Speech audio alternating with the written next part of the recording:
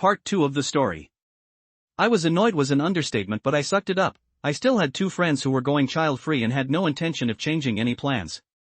My 2 other friends and I drank, we ate amazing food, we danced all night and spent the day at the beach. The friend with the kid expressed her frustration about the rest of us doing what we wanted and she couldn't. My response was pretty much, well, that sucks, but we're not going to change the entire point of this trip just because of your inability to tell your kid no. We invited her to do what we were doing multiple times, but her response was always, I can't, my kid wants to go. So there was definitely tension between the 3 of us and her the entire trip. When we were making our long way back home, all 3 of us got a really nasty message from her fiancé, calling us bad friends and how dare we not revolve our entire trip around her and their kid. That she had a terrible time and it was our fault. I was like, pardon? That was pretty much the last straw for me. Now I never tell my friends how to parent their children. But their daughter is so nasty. She is so spoiled and like I've stated earlier, has never been told no.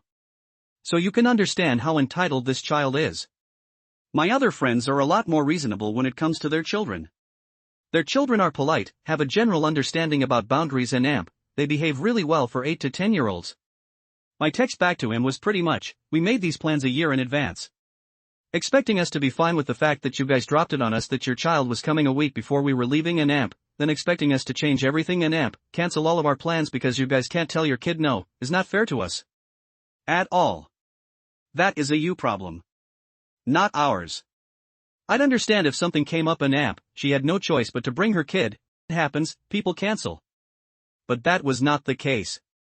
Her fiancé was home the entire time and her grandmother was looking forward to watching her granddaughter.